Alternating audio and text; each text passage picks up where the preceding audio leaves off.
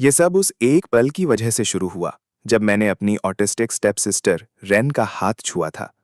उस रात वो चुपके से मेरे कंबल के अंदर आ गई और अगली सुबह तो पूरे मैंशन में जैसे हड़कंप मच गया। वो यंग मिस जो कभी अपने कमरे से बाहर कदम रखने की हिम्मत नहीं करती थी, वो रहस्यमयी तरीके से गायब हो गई थी। किसी ने सपने में भी नहीं सोचा था कि वो सीधे मेरे बिस्तर पर मिलेगी। कोल पूछता है, तुम यहां क्या कर रही हो? वो हैरान है, क्योंकि सिस्टम ने तो साफ कहा था कि उसे लोगों के आसपास रहने से नफरत और डर लगता है, और इसी वजह से वो अपना कमरा कभी नहीं छोड़ती। तभी सिर्फ नाम के लिए पिता बने विक्टर टैन मेरे 2 भाइयों के साथ अंदर घुस आते हैं। विक्टर चिल्लाता है, कोल जैंग, तुम्हें क्या हो गया है? वो तुम्हारी बहन है। तुम ऐसा कैसे कर सकते हो? इसी बीच कोल के भाई मन में सोचते हैं कि एक ऐसा लूजर जिसकी अपनी मां तक परवाह नहीं करती, उसे रेन का प्यार पाने का क्या हक है? विक्टर आगे बढ़कर कहता है, चलो रेन बेटा, पापा के पास आओ। कमरे में बहुत भीड़ है, बहुत शोर है, और रेन के लिए ये सब बहुत डरावना है। कोल उसे दिलासा देते हुए कहता है, सब ठीक है, शांत हो जाओ, डरो मत। और जैसे कोई जादू हुआ हो, उसका छोटा सा शरीर तुरंत रिलैक्स हो जाता है। विक्टर टैन के पास अब मदद के लिए कोल की तरफ देखने के अलावा कोई चारा नहीं है। कोल सिर हिलाकर इशारा करता है कि वो समझ गया है और कहता है, रेन, अपने पापा के साथ वापस जाओ। रेन तान उलझन में दिखती है। उसे समझ नहीं आता कि कोल अचानक उसे खुद से दूर क्यों कर रहा है। वो उसे बिस्तर से उठते हुए देखती है और तुरंत घबरा जाती है। विक्टर कहता है, कोल, रेन के साथ मेरे स्टडी में आओ। उन दोनों भाइयों की आंखों में जलती हुई जलन को नजरअंदाज करते हुए कोल एक कदम आगे बढ़ाता है और रेन एक छोटी छाया की तरह उसकी शर्ट को कसकर पकड़ लेती है। स्टडी के अंदर पहुंचते ही विक्टर आखिरकार सच बताता है, मैंने तुम्हारी मां से शादी सिर्फ इसलिए की ताकि रेन को एक पूरा परिवार मिल सके। जैसा कि तुम देख सकते हो, ये पहली बार है जब रेन किसी के इतने करीब आई है, अपनी सगी मां से भी ज्यादा। तो कोल, क्या तुम रेन की मदद करोगे? उसे एक सामान्य इंसान की तरह जीने में मदद करो। कोल उस ओरिजिनल प्लॉट के बारे में सोचता है जहां रेन के लिए एक भयानक डेथ फ्लैग इंतजार कर रहा है। उसका दिल बैठ जाता है और वो बिना सोचे रेन का हाथ कसकर पकड़ लेता है। उस छोटी बच्ची को शायद कोल के स्वभाव में आए बदलाव का एहसास हो जाता है। वो अपनी मासूम, बेखबर आंखों से उसकी ओर देखती है और अपना रूबिक्स क्यूब उसकी तरफ बढ़ाती है। वो चीज़ जिसे वो अपनी जान से ज्यादा कीमती मानती है, वो आज कोल के ठीक सामने है। मुझे इसकी जरूरत नहीं है, इसे अपने पास रखो। रेन का चेहरा तुरंत उतर जाता है। वो अपने हाथों में मौजूद क्यूब को देखती है और उसकी आंखें उलझन से भर जाती हैं।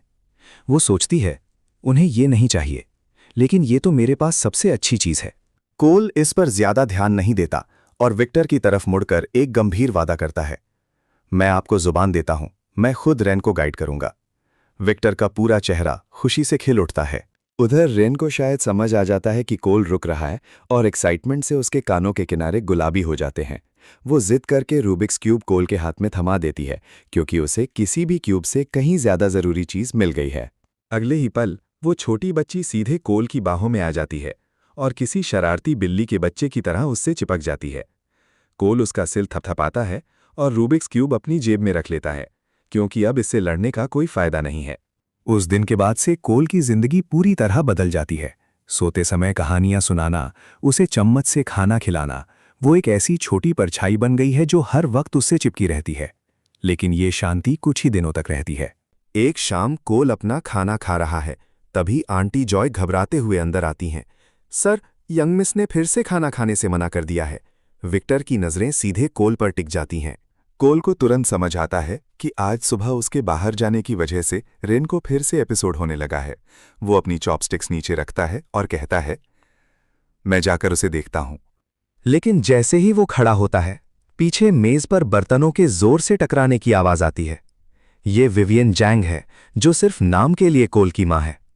वो नफरत में चिल्लाती है, लेकिन कोल उसे पूरी तरह नजरअंदाज करते हुए ऊपर चला जाता है। जैसे ही कोल कमरे में कदम रखता है, उसे उदासी की एक लहर महसूस होती है। कमरे के धुंधले कोने में रेन बिल्कुल अकेली सिमट कर बैठी है और मेज पर रखे खाने को छुआ तक नहीं गया है। कोल उसके पास जाता है, लेकिन वो उसे साइलेंट ट्रीटमेंट दे रही है। कोल तुरंत समझ जाता है कि वो बिना बताए जाने की वजह से परेशान है। वो कहता है, ठीक है, फिर मैं जा रहा हूं। मेरे मुंह से शब्द निकले ही थे कि रेन घबराकर अपना सिर ऊपर उठाती है और सीधे कोल की तरफ लपकती है। वो बेताबी से उसकी बाहों में सिमट जाती है और उसका पूरा शरीर कांप रहा है। कोल का दिल पिघल जाता है और वो प्यार से कहता है, अगली बार जब मैं बाहर जाऊंगा तो पहले तुम्हें बताऊंगा, ठीक है? अब चलो खाना खाओ। रेन पूरी तरह जम जाती है और सोचती है, कोल मेरे साथ इतना अच्छा क्यों हो रहा है? सच में ये बहुत अच्छा लग रहा है। कोल उसे मेज की तरफ खींचता है। गुड गर्ल, अब खाओ। होस्ट, अगर मैंने सही सुना तो वो अभी किस नहीं मांग रही थी, वो तो आपका नाम पुकार रही थी। तुमने गलत सुना, म्यूट। रेन अपना पॉरेज खत्म करती है और कोल हाथ बढ़ाकर उसका सिर थपथपाता है। Good girl. वो तुरंत सुकून से अपनी आंखें सिकोड़ लेती है, लेकिन कोल को उसकी आंखों में अधिकार की एक अजीब सी झलक दिखाई देती है। वो अपना सिर ऊपर उठाती है और उसके मुंह से सिर्फ एक शब्द निकलता है, चाहिए? कोल पूछता है, क्या चाहिए? वो अचानक कोल पर झुक जाती है। कोल उसे शांत करता है और वादा करता है कि वो बाद में उसके कमरे में आ सकती है। छोटी बच्ची की आंखें चमक उठती हैं और वो जोश में सिर हिलाती हुई खुद ही एलिवेटर से नीचे चली जाती है। लेकिन जब कोल पहली मंजिल पर वापस पहुंचता है तो मेज पर बैठे उन तीनों ने अभी तक अपना खाना खत्म नहीं किया है। वो जाहिर तौर पर मेरा इंतजार कर रहे थे। मैं विक्टर की तरफ सिर हिलाता हूं, जिसकी आंखें उम्मीद से भरी हैं। उसने खा लिया। विक्टर के चेहरे पर मुस्कान आ जाती है। जैसे जैसे वक्त बीतता है, उसकी नज़रें मेरे लिए और भी नरम होती जाती हैं। उसके मन में एक अजीब ख्याल आता है। वो सोचता है, इतना अच्छा लड़का, ये मेरा दामाद क्यों नहीं है? अरे रुको, ये तो मेरा बेटा ही है। अगले ही पल वो मुझे पास बुलाता है। कोल, आओ मेरे पास बैठो। मेरे गले में चावल फांसते फांसते बचते हैं, लेकिन रेन के पिता की खातिर मैं अपना बोल उठाता हूं और वहां चला जाता हूं। इससे विवियन और पर्सी गुस्से से लाल पीले हो जाते हैं, खासकर पर्सी। जलन उसे आग की तरह जला रही है। उसने बस रेन की चापलूसी की और उसका स्टेटस आसमान छूने लगा। तो शायद मैं भी ऐसा ही कर सकता हूं। अगले ही पल पर्सी अपनी फिक्र भरी आवाज में कहता है, पापा, मुझे लगता है कि कोल रेन का ख्याल रखते रखते बहुत थक रहा है। मैं अपनी आंखें सिकोड़ता हूं। वो क्या चाल चल रहा है?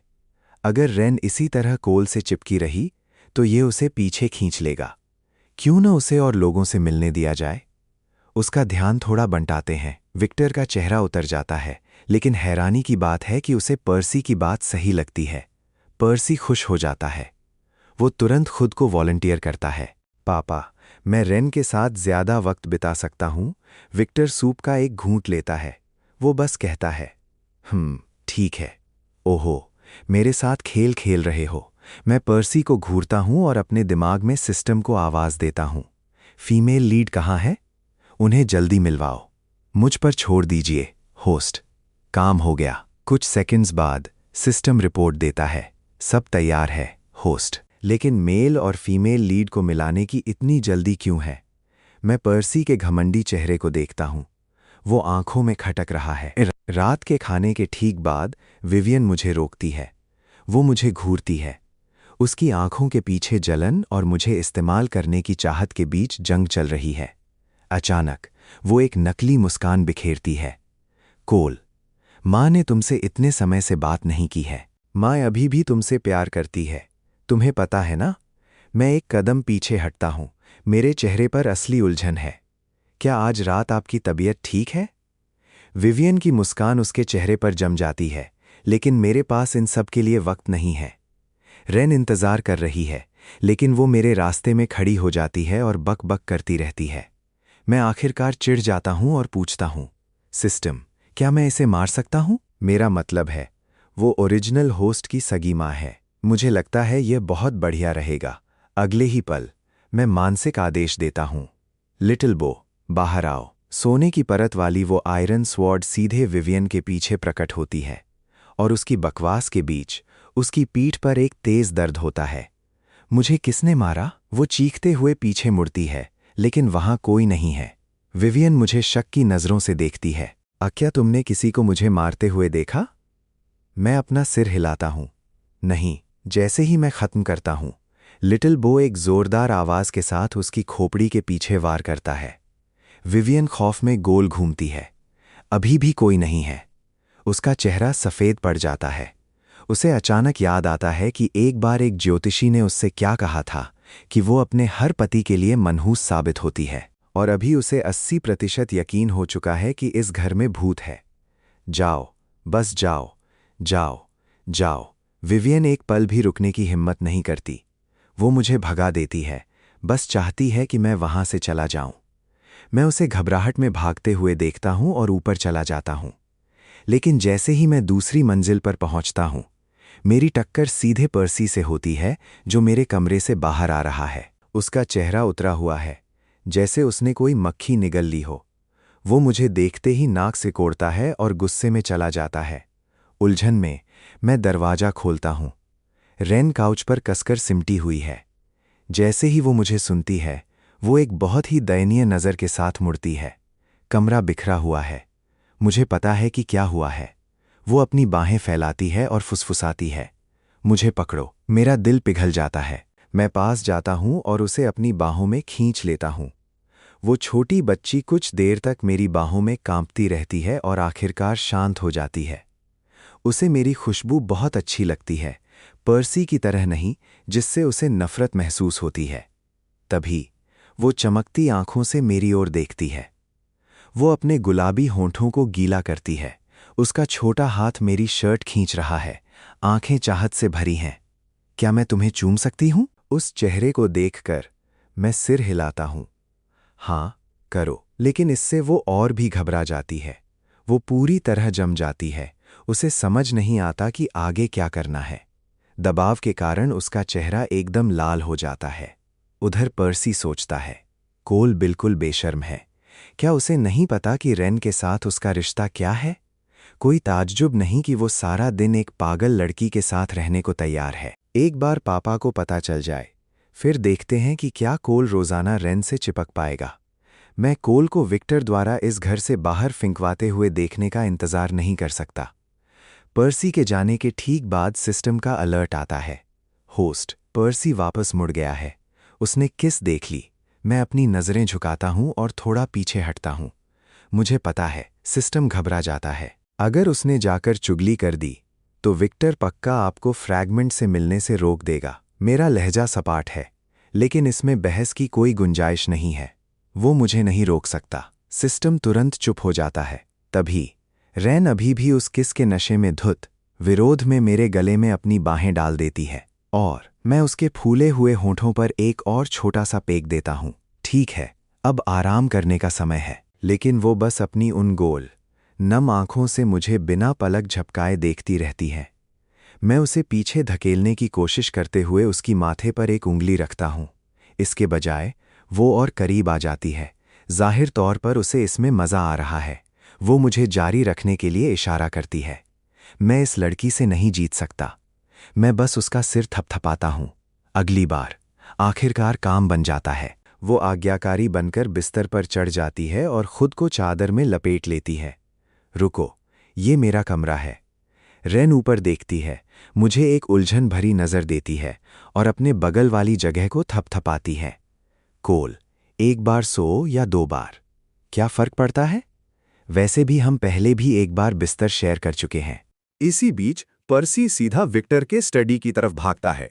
उसे पता है कि एक बार विक्टर को कोल और रेन की सच्चाई पता चल गई तो वो उन दोनों को कभी एक दूसरे के करीब नहीं आने देगा। विक्टर अभी जेन के साथ अपनी बात खत्म ही कर रहा होता है कि तभी दरवाजे पर दस्तक सुनाई देती है। पहले से ही खराब मूड में होने के कारण विक्टर आवाज देता है, अंदर आओ। पर्सी अंदर दाखिल होते ही कहता है, पापा, मैं पर्सी हूं। क्या तुम्हें दिख नहीं रहा? रेन का ख्याल रखते रखते पेपर वर्क का ढेर छत तक पहुंच गया है। विक्टर का बोझ अब काफी हल्का हो गया है, लेकिन कंपनी में हाल ही में आई रुकावटों की वजह से उसका मूड वाकई खराब है। वो पूछता है, क्या बात है? पर्सी अपना सिर हिलाता है। पापा, मैं अभी रेन को देखने गया था। आपने सच में बहुत अच्छा इंतजाम किया है। रेन का जिक्र आते ही विक्टर का लहजा थोड़ा नरम हो जाता है। ये देखकर पर्सी चिढ़ जाता है, क्योंकि अगर यहां कोल होता तो विक्टर पक्का मुस्कुरा रहा होता। लेकिन उस धमाके के बारे में सोचकर जो वो अब करने वाला है, पर्सी फिर से जोश में आ जाता है। वो एक दुखी आवाज बनाकर कहता है, पापा, रेन अभी भी मेरे करीब नहीं आ रही। विक्टर इसे एक मामूली बात समझकर टाल देता है। ये तो नॉर्मल है। मैं रेन का सगा बाप हूं और वो मेरे भी करीब नहीं आती। पर्सी एक गहरी आह भरता है।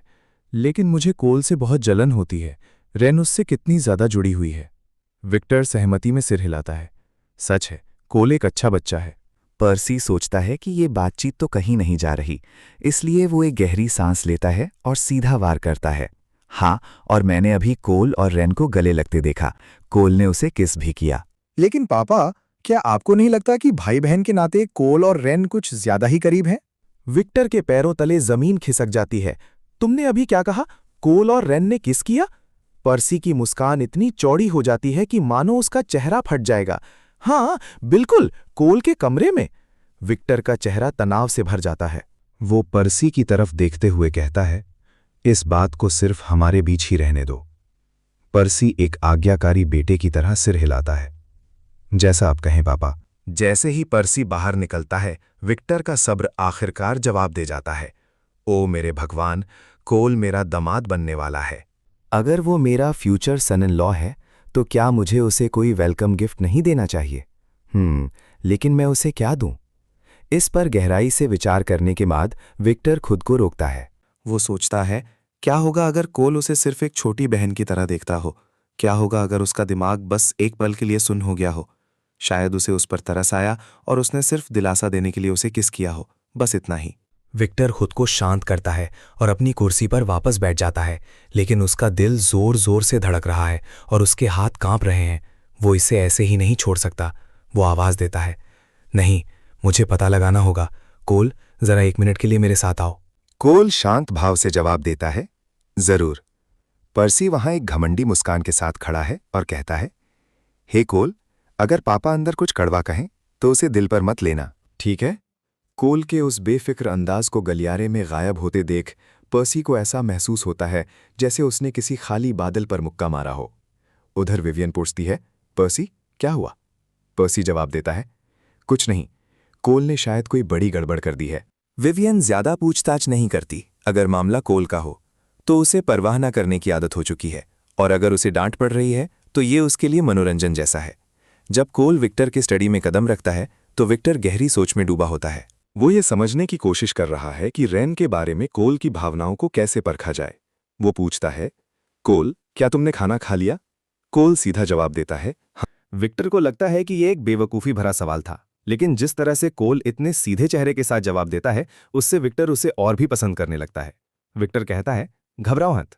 कोल विक्टर को अपने हाथ रगड़ते हुए देखता है और कहता है, मैं घबरा नहीं रहा हूं। इधर सिस्टम अपना आपा खो रहा है। रेन के पापा सच में काफी प्यारे हैं। विक्टर मुद्दे पर आता है, कोल, तुम्हें मेरी रेन के बारे में क्या लगता है? कोल इस बारे में गंभीरता से सोचता है। वो कितनी नरम, आज्ञाकारी और प्यारी है। वो जवाब देता है, रेन बहुत अच्छी है, बस इतना ही। विक्टर किसी बड़ी और गहरी स्वीकारोक्ति के लिए तैयार था, लेकिन कोल का सपाट चेहरा देखकर वो दंग रह जाता है। विक्टर सोचता है, कहते हैं कि जब जवान लोग किसी ऐसे व्यक्ति के बारे में बात करते हैं तो वो मुस्कुराए बिना नहीं रह सकते। क्या कोल वाकई रेन को पसंद नहीं करता? मेरी अपनी बेटी ज्यादातर लोगों से अलग है और शायद वो पूरी जिंदगी ऐसी ही रहे। मैं एक अच्छे नौजवान को ऐसे फंसा नहीं सकता। जो भी हो, मुझे ये बच्चा पसंद है। गिफ्ट तो हर हाल में मिलेगा। इसे पापा की तरफ से बेटे के लिए एक वेलकम प्रेजेंट समझो। कोल, क्या तुम्हें कुछ चाहिए? कोल को उम्मीद थी कि विक्टर एक मोटा चेक सामने पटकेगा और कहेगा, मेरी बेटी से दूर रहो। इसके बजाय वो अजीबोगरीब सवाल पूछकर उसे गिफ्ट ऑफर कर रहा है। कोल समझ नहीं पा रहा कि ये किस तरह का खेल है। कोल की आंखें चमक उठती हैं। क्या वो इतना अमीर है? सिस्टम जवाब देता है, रिकॉर्ड्स चेक करो होस्ट, शायद आपकी सोच से भी ज्यादा अमीर है। कोल सीधा विक्टर से पूछता है, आप अपना पैसा कैसे कमाते हैं? विक्टर हैरान रह जाता है कि यह बच्चा कितना निडर है। मैं अपनी कंपनी के सीक्रेट्स ऐसे ही तो नहीं बता सकता है ना? कोल उसे पूरी गंभीरता से एक विनम्र छात्र की तरह देखता है, जिससे विक्टर का दिल पिघल जाता है। वो पूछता है, क्या तुम्हारे पास कैश की कमी है कोल? कोल जवाब देता है, बिल्कुल नहीं, मैं बस और कमाना चाहता हूं। विक्टर एक पल के लिए सोचता है और कहता है, तुम स्टॉक मार्केट खाई कर सकते हो, वहां हाई रिस्क है लेकिन हाई रिवॉर्ड भी है। विक्टर मार्केट खोलता है और उसे कुछ ए शेयर्स दिखाता है जो तेजी से बढ़ रहे हैं। कोल सिर हिलाता है, लेकिन उसकी नजरें नीचे एक डूबते हुए स्टॉक पर टिक जाती हैं। विक्टर उसे चेतावनी देता है, वो बहुत अनस्टेबल है और बहुत ज्यादा रिस्की भी। वो फिर कहता है, ट्रेड करने के लिए तुम्हें कैपिटल की जरूरत होगी कोल। क्या तुम्हारे पास पैसे हैं? अगर नहीं तो पापा तुम्हारी मदद कर सकते हैं। कोल आत्मविश्वास से कहता है, हाँ मेरे पास हैं। विक्टर पूरी तरह पिघल जाता है और पूछता है, ओ कितने? उसे लगता है कि कोल के पास ज्यादा से ज्यादा 10,000 होंगे।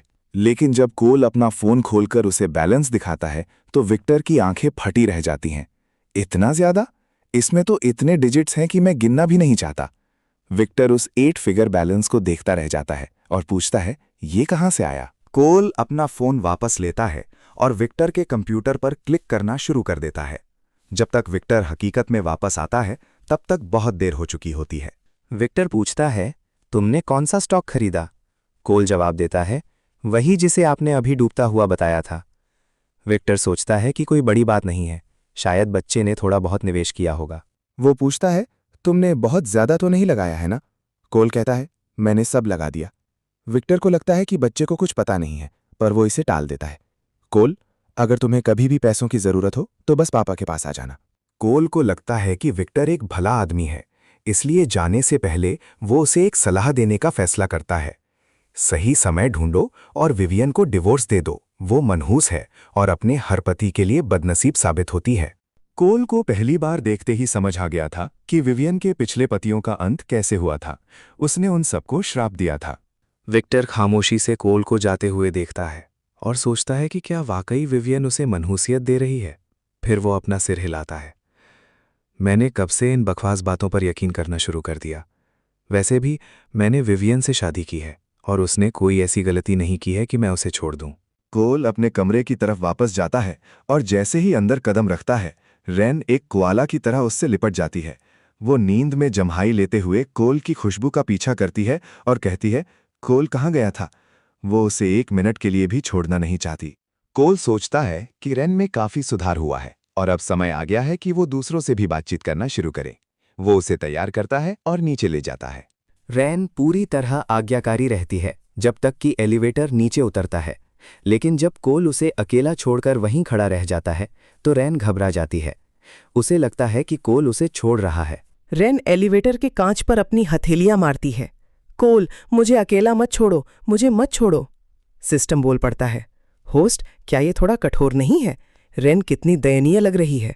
कोल जवाब देता है, ऐसा क्यों? मैं सीढ़ियों के ऊपर से उस पर नजर रखूंगा। इसके साथ ही कोल सीढ़ियों की तरफ बढ़ जाता है और रेन बेबसी से उसे नजरों से ओझल होते हुए देखती है। एलिवेटर ग्राउंड फ्लोर पर पहुंचता है।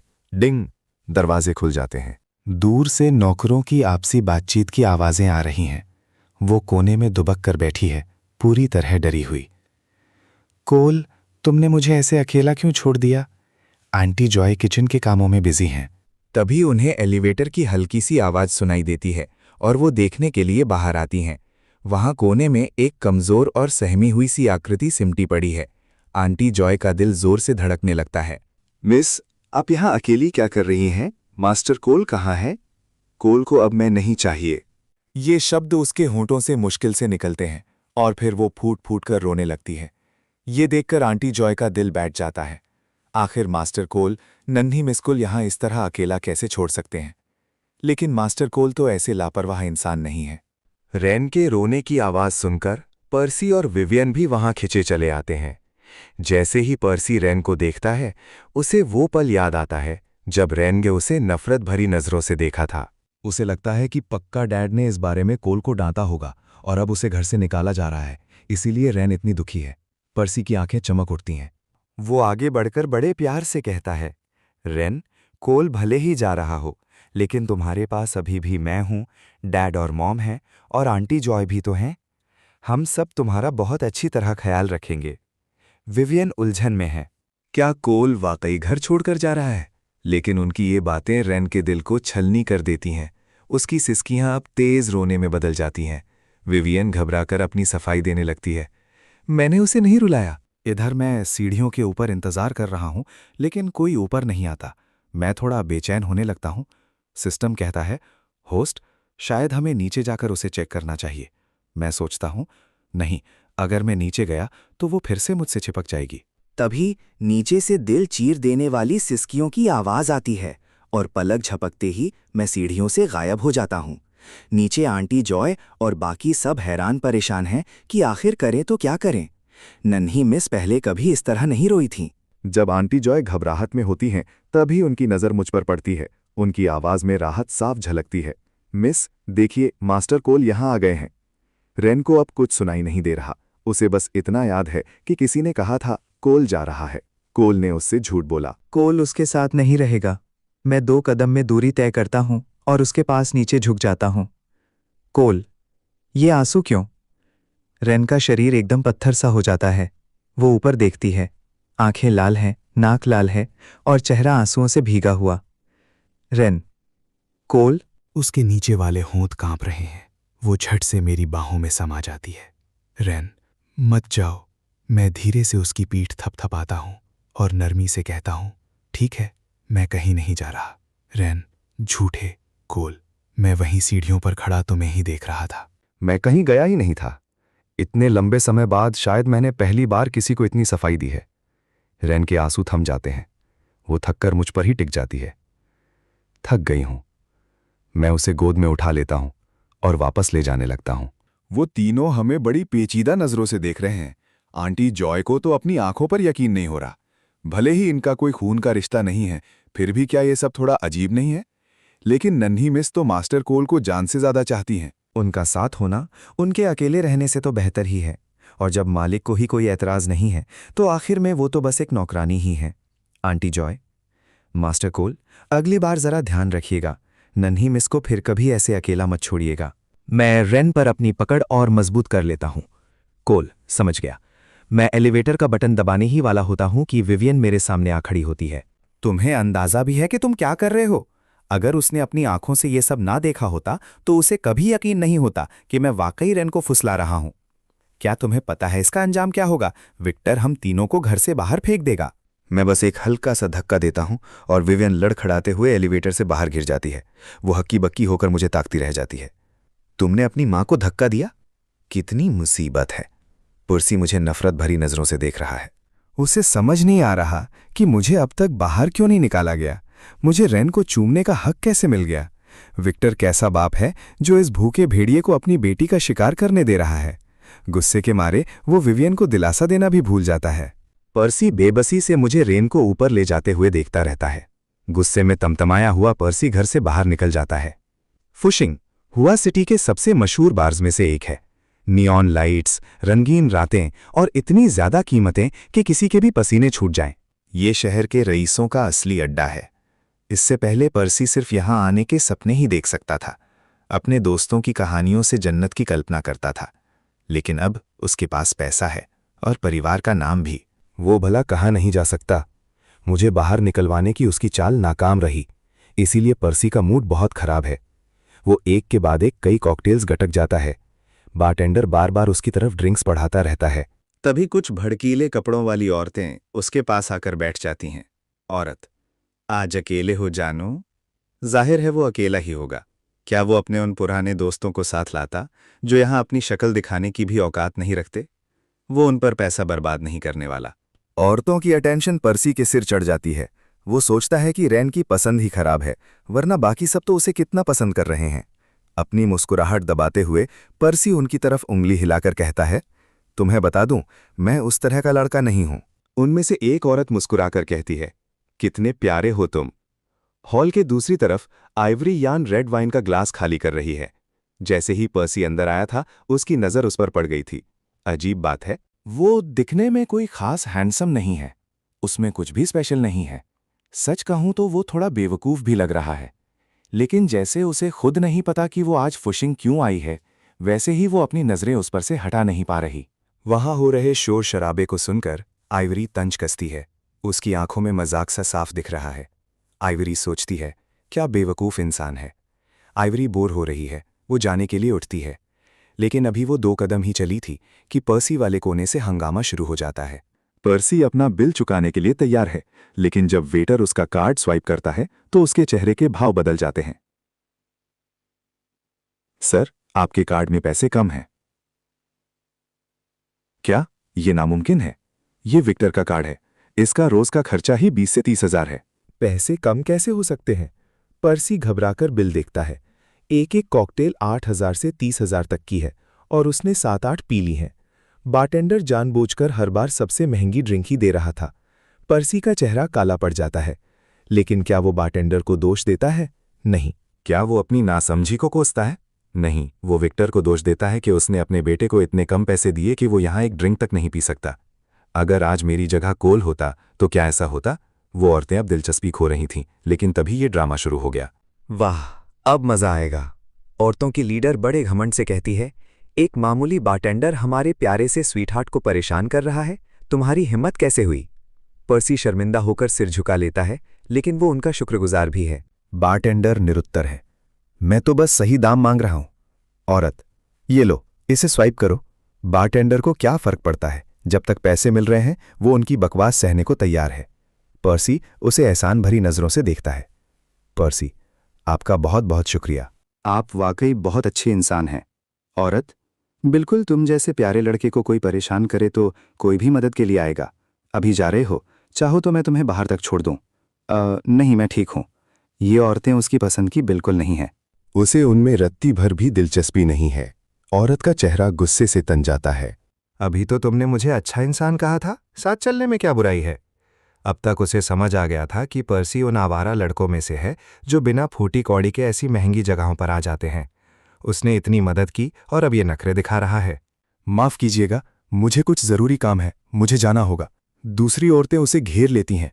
पर्सी अब डरने लगता है। वो वेटर की तरफ मदद भरी नजरों से देखता है। सॉरी दोस्त।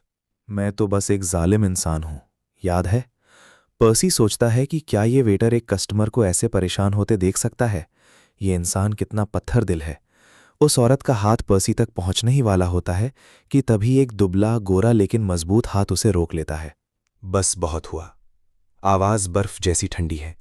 सिर्फ सुनने भर से ही कंपकपी छूट जाए। वो औरत झल्लाकर पीछे मुड़ती है, लेकिन सामने देखकर उसके होश उड़ जाते हैं। औरत, मिस यान। आइवरी यान हुआ सिटी की सबसे मशहूर उभरती हुई बिजनेस टाइकून है। बेरहम, तेज तर्रार और बिजनेस में बेहद माहिर। हाल के सालों में यान फैमिली की ताकत बहुत तेजी से बढ़ी है, जो अब टैन फैमिली को टक्कर दे रही है। वो औरत उससे उलझने की हिम्मत नहीं कर सकती। औरत, मुझे अंदाजा नहीं था कि ये आपकी पनाह में है मिस यान। आइवरी कहने ही वाली होती है कि ऐसा नहीं है, लेकिन वो औरतें जवाब का इंतजार किए बिना ही दुम दबाकर वहां से भाग खड़ी होती हैं। आइवरी सोचती है, खैर जो भी हो, काम तो हो गया। सच तो यह है कि उसे खुद नहीं पता कि वो यहां क्यों आई। वो पर्सी की तरफ मड़ती है। तुम ठीक तो हो? पर्सी की आंखें चमक रही हैं। कितनी खूबसूरत है ये।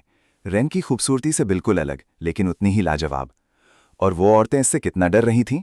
पक्का ये कोई बहुत ताकतवर इंसान होगी। पर्सी वहीं फैसला कर लेता है कि उसे प्यार हो गया है। रेन शायद रो रोकर थक गई थी।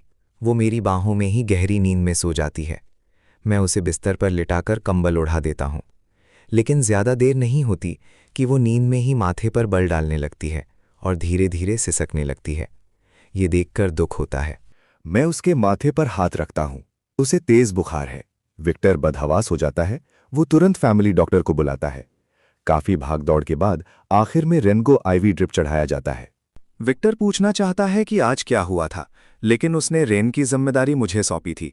उसे मुझ पर भरोसा करना चाहिए, इसलिए वो कुछ नहीं पूछता।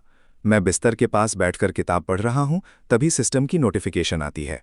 होस्ट, मेल और फीमेल लीड्स की मुलाकात हो गई है। हालांकि तरीका थोड़ा अजीब था।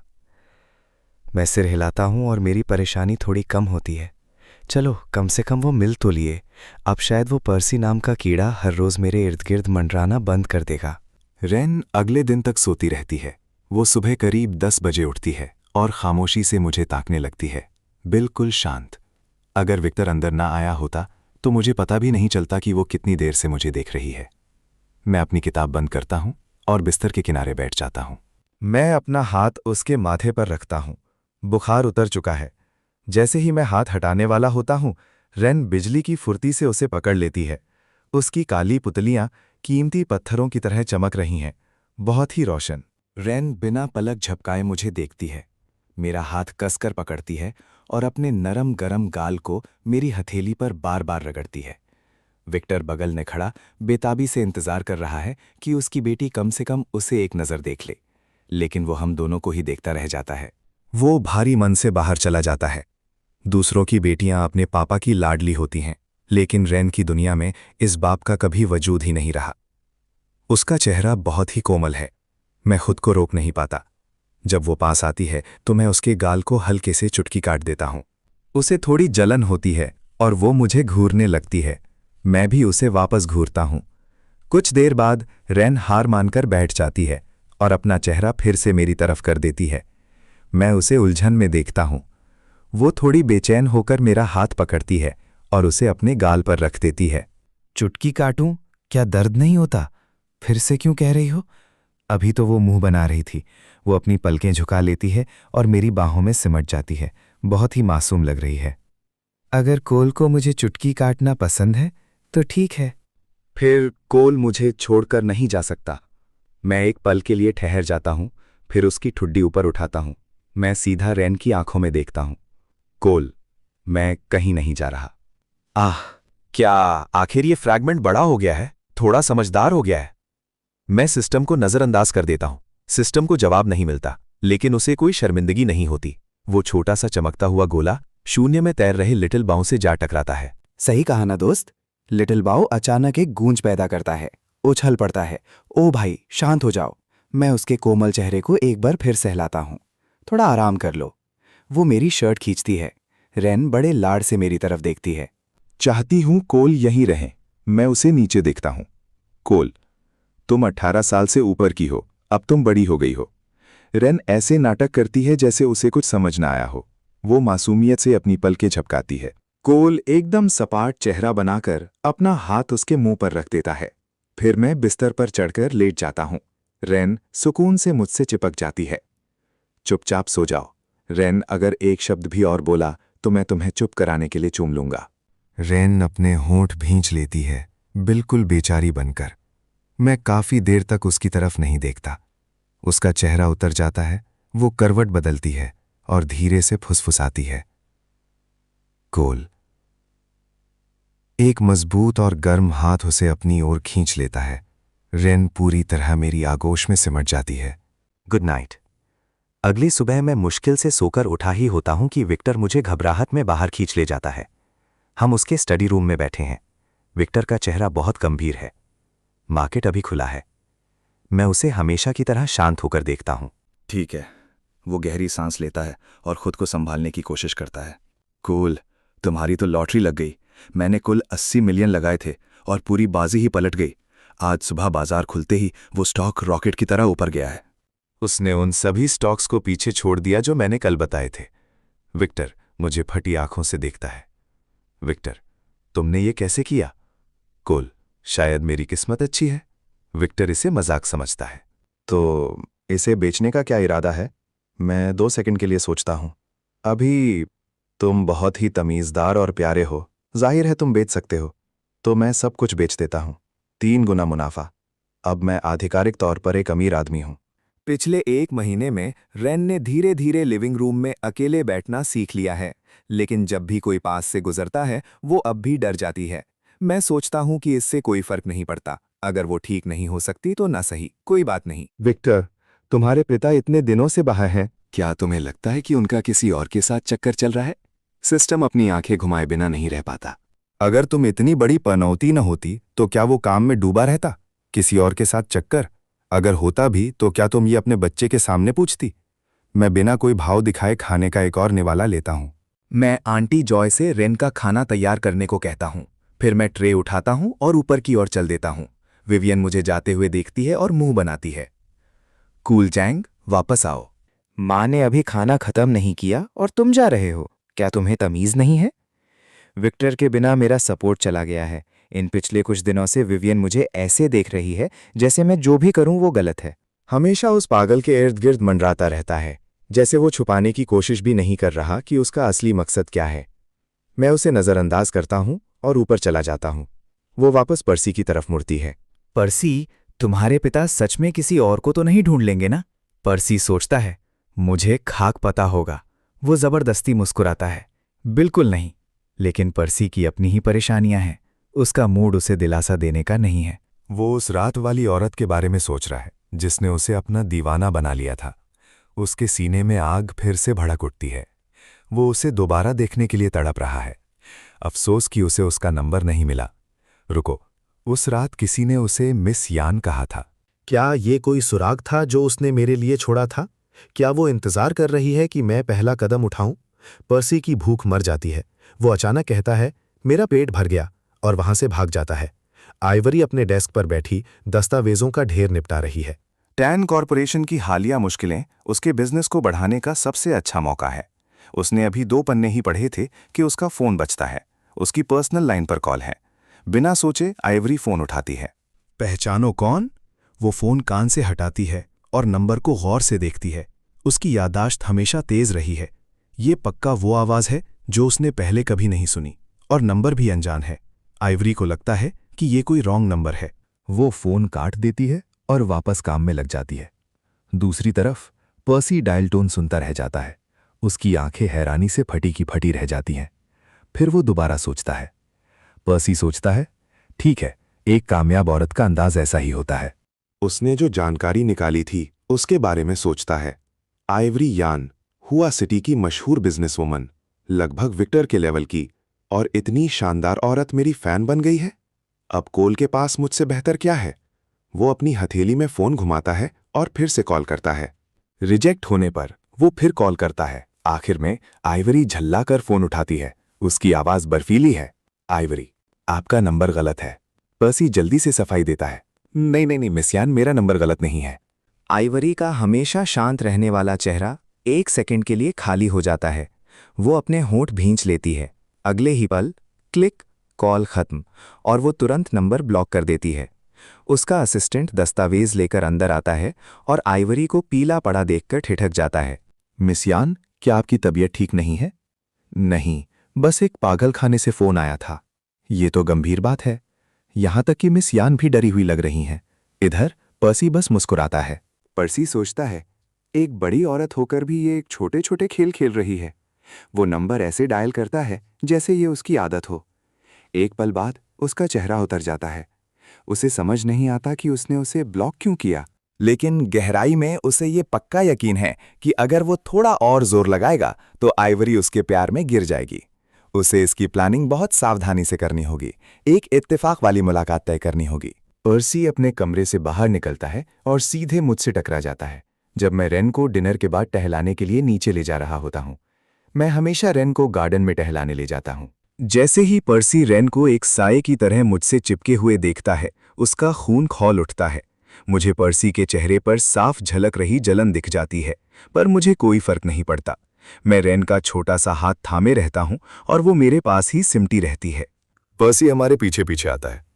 हे कोल, आजकल एक बहुत ही खूबसूरत और टैलेंटेड औरत मेरा पीछा कर रही है। तुम्हें क्या लगता है मुझे उसके साथ आगे बढ़ना चाहिए? पर्सी बस ये मानने को तैयार नहीं है कि वो मुझसे कमतर है। मैं पीछे मुड़कर देखता तक नहीं। इससे मेरा क्या लेना देना? पर्सी जवाब देता है, अरे ऐसे मत करो, तुम मेरे भाई हो तो अच्छी खबर तो शेयर करूंगा ही। वो बहुत खूबसूरत है और काफी अमीर भी। कहते हैं कि हुआ सिटी में वो टैन कॉरपोरेशन को टक्कर देती है।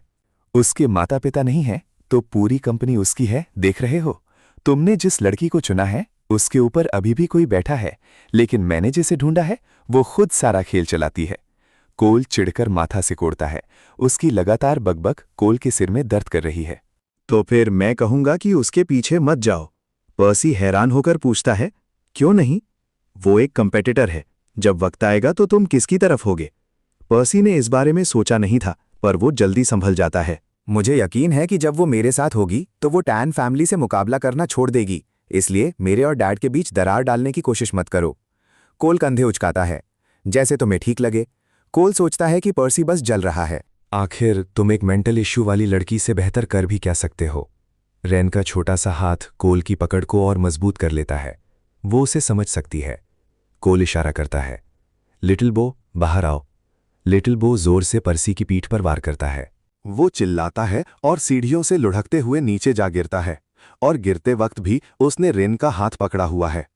कोल बहुत ही सफाई से उसे चकमा देकर एक तरफ हो जाता है। विवियन शोर सुनकर बाहर झांकती है।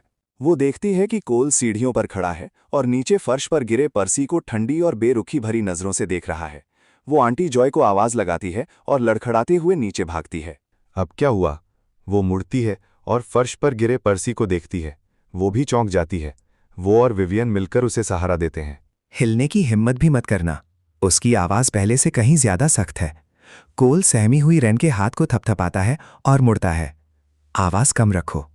विवियन बगल में खड़ी रेन को देखती है, अपना गुस्सा रोकती है और ठंडेपन से पूछती है, क्या तुमने अपने भाई को सीढ़ियों से धक्का दिया? कोल सन्न रह जाता है। मैं उसके आगे चल रहा था। तुम अभी भी झूठ बोल रहे हो? कोल के सीने में कुछ दर्द होता है। ये उसकी अपनी भावना नहीं है, बल्कि ओरिजिनल होस्ट का दिल है जो दुख रहा है। रेन खाली नजरों से कोल के चेहरे को देखती है। कोल, उदास मत हो। सिस्टम एक छोटा सा रुमाल पकड़े सुबकने लगता है। होस्ट, उदास मत हो। एक लड़की और एक सिस्टम, दोनों उसे नम आंखों से देख रहे हैं। कोल सोचता है, मैं उदास नहीं हूं। सच तो ये है कि पहली बार ओरिजिनल होस्ट की भावनाएं बाहर आई हैं। उसे थोड़ा अजीब सा लग रहा है। अगर तुमने दोबारा मुझे परेशान किया तो मैं तुम्हें कुचल दूंगा। जैसे ही वो ये सोचता है, वो दर्द गायब हो जाता है। होस्ट तो आखिर होस्ट ही है, हमेशा की तरह पत्थर दिल। विवियन चिल्लाती है, तुम दिन ब दिन बदतर होते जा रहे हो। मुझे लगता था कि स्लम के उन लोगों ने तुम्हें बिगाड़ दिया है। मुझे थोड़ा बुरा भी लगता था, लेकिन अब तो तुम मर्डर करने पर उतर आए हो। क्या यही चाहते हो? पर्सी ने फ्रैगमेंट की बेइज्जती की। इसमें होस्ट की क्या गलती हो सकती है? वो खुद अपने पैरों पर खड़ा नहीं रह सका और अब होस्ट को भी अपने साथ नीचे खींचना चाहता है। जमीन से बस कुछ ही कदम की दूरी थी। कितना बड़ा ड्रामा क्वीन है ये। सिस्टम इतना परेशान है कि बस रोने ही वाला है। विवियन चिल्ला रही है और उसके मुंह से थूक उड़ रहा है। कोल उसे याद दिलाता है, पर्सी अभी मरा नहीं है। विवियन की आंखें फटी रह जाती हैं। तो अब तुम पर्सी के मरने की दुआ कर रहे हो? तुम इतने जहरीले कब से हो गए? तुम बिल्कुल अपने पिता जैसे दिखते हो। तुम्हारा चेहरा देखकर मुझे घिन आती है।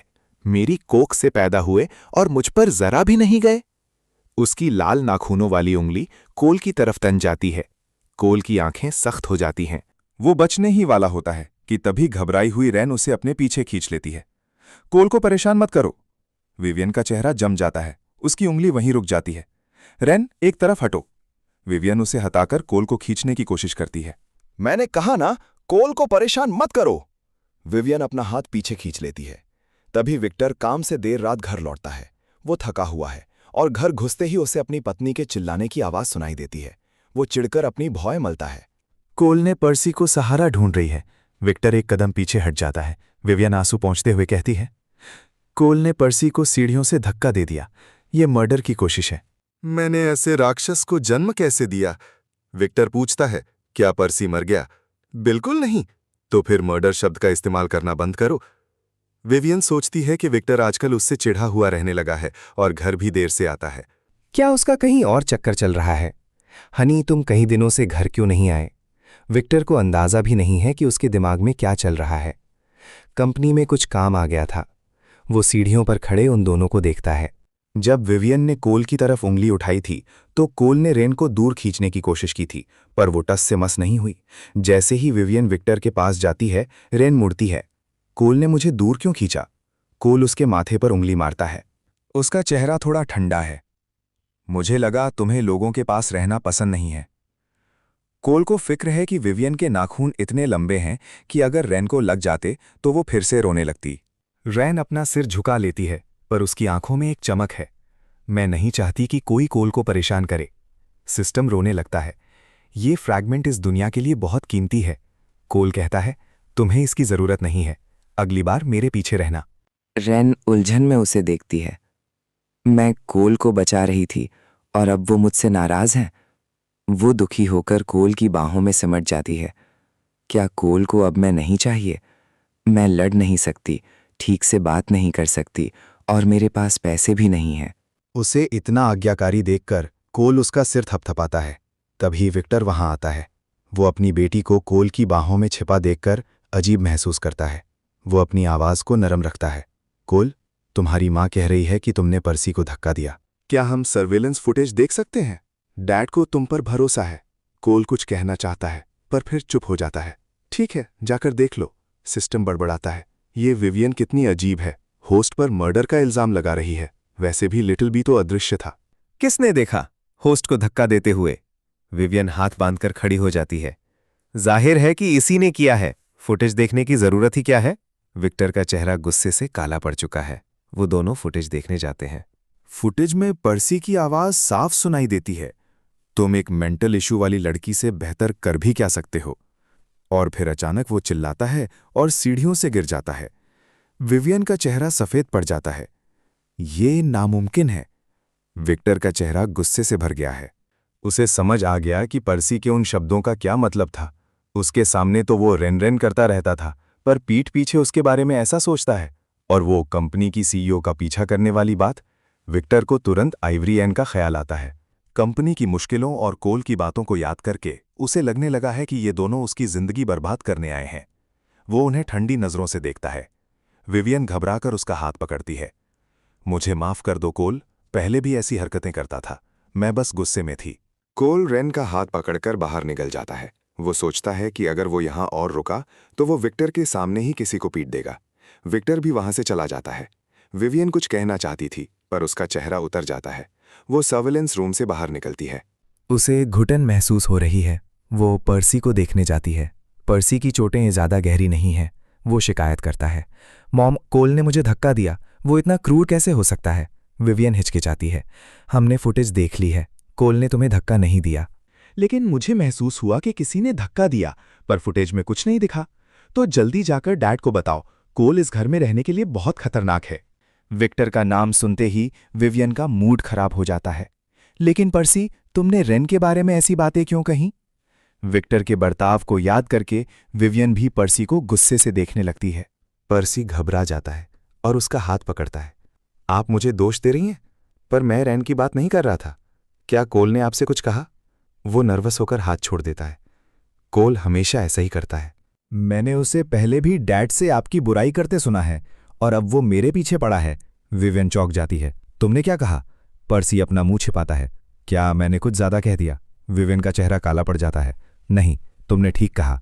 मैं हमेशा सोचती थी कि मैं विक्टर के लिए इतना कुछ करती हूँ, फिर भी वो मुझसे इतने ठंडे तरीके से क्यों पेश आता है? तो ये सब कोल की चाल थी। पर्सी विवियन का गुस्सा देखकर राहत की सांस लेता है। फिर वो जैसे अनजाने में एक और बात कहता है। उसने आपको पनौती भी कहा था, पर चीजें तो कोल के आने के बाद ही खराब हुई हैं। मॉम, क्या कोल सच में कोई मनहूस तो नहीं है? आप एक अच्छी माँ हैं। आप अपने बड़े बेटे की बातों का बुरा नहीं मानेंगी, है ना? पनौती शब्द सुनकर विवियन ठिठक जाती है, पर फिर उसे पर्सी की बात समझ आती है। हाँ, जब किस्मत बताई गई थी तब कोल भी वहीं था। शायद वो ज्योतिषी कोल की ही बात कर रहा था।